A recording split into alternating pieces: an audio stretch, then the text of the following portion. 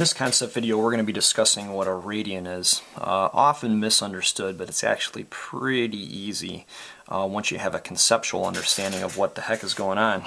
So to do that, I'm going to take this ordinary electrical wire here. I think it's 12 gauge. Not that that would really matter. You can use string if you want to at home. You know, if you don't have any electrical wire hanging around. Kids, please do not go into your wall outlets and try to get a piece of wire that looks like this. Just an important safety note there. So anyways, you can just take the length of the radius here, and you can see that I've cut this black piece to fit just between the center and a point on the circle, which is the length of the radius. And what we're going to do now is we're going to bend this just a little bit to make kind of an arc out of it. It's a little bit easier with string. The bad thing about string, though, is some of them stretch, so like your distance will change. But this is copper, it's metal, and it totally hasn't stretched. So this black piece has a length equal to the radius. What we'll do then is we'll lay this right on top of the circle itself, and we're going to make a little mark there where that radius would end. So we're going to make this little mark right here.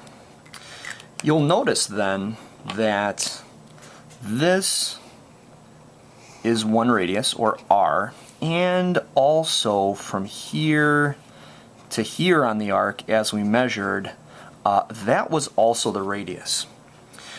If we draw another line, another radius from here to here, what we will have done is we will have constructed kind of what a radian is in terms of the angle measure. So just simply put here, and I've written a little definition up on the right hand side of the board there in purple, is 1 radian is the angle that produces an arc length of 1 radius. And so you can see here that this angle in the middle, this angle, we'll call that, we'll just make it theta again, just to keep things nice and easy. This angle produces an arc length equal to 1 radius. You can also imagine that if this angle was a little bigger, this arc length would be more than 1 radius. And if it was a little smaller, then this arc length would be less than 1 radius. And we're looking for this angle that would just make this arc length equal to 1 radius.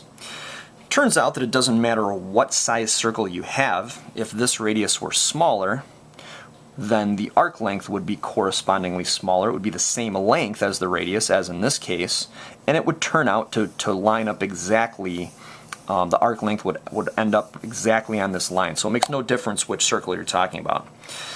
To measure this now, we can use our handy dandy protractor. And it appears like the line is not long enough, so we're going to extend that just a little bit. This is a great tool when you're using a protractor to just extend the line a bit. I hope that makes it. If not, we can extend it further. Yeah, that should do the trick. We're going to put the center of the protractor here right on that center of the circle and try to get this other line lined up right on there. And so you can see here that we've got about, like, oh, I don't know, 57 degrees or something like that. So we could say here that theta is, we'll use the approximate symbol, about 57 degrees. If we were to figure out how many of these would go in one whole revolution, so 360 degrees, how many 57 degrees would be fit in there, you could see that that's going to be 6 and a little bit. Like 6 times 60 is 360, but this angle's a little bit less, so we're going to have a little bit left over. We're going to make it right about here. And there's one very large concept about this, and that is, if you remember your formula for the circumference of a circle, we're not talking about area here, we're just talking about all the way around. That is, the circumference is equal to 2 pi r. And one thing that we could say is that there are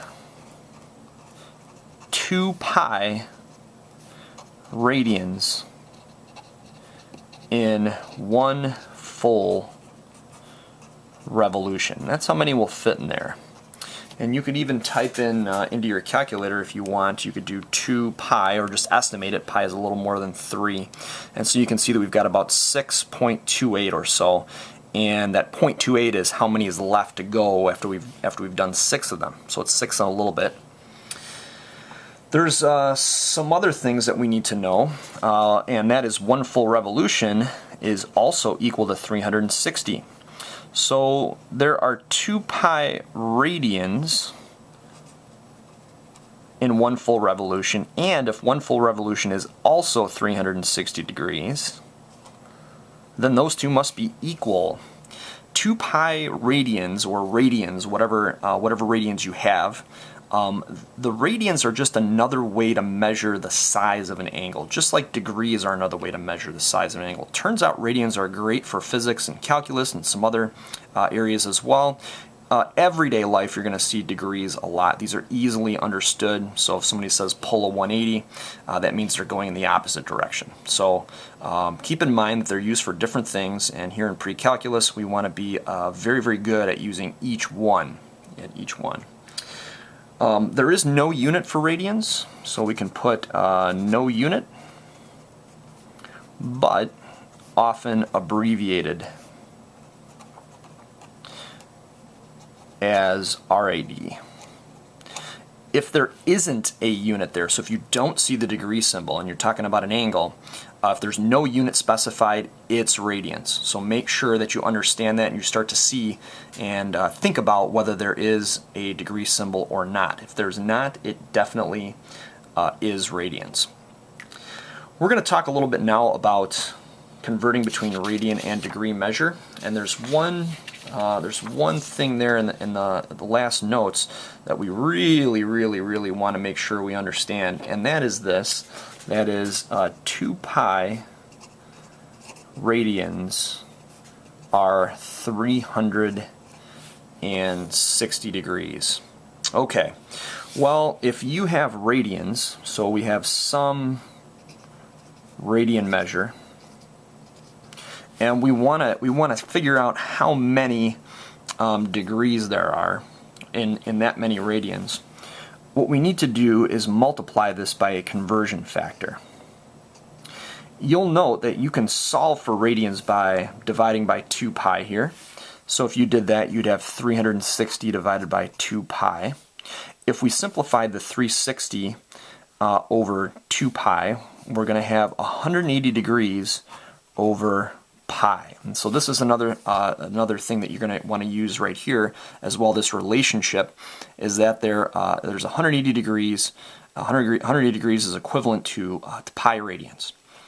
So what we need to do here is we need to multiply radians by degrees over radians. Remember that these radians will be over 1. So remember there's no unit here, so this is radians, and the radians will cancel. We'll be left with degrees. So in this case, all we need to do is multiply radians by 180 over pi, and that will give us the degrees. So that's one way to go there. If you're given degrees, you can imagine now that you want the degrees to cancel. We can write that as over 1. And now, if we want the degrees to cancel, we can just use this conversion factor here. Degrees and degrees will cancel. No units, so it's radians. So that will give us, or produce, radians. So really the only thing you got to remember is that there are 2 pi radians in 1 revolution, and there's also 360.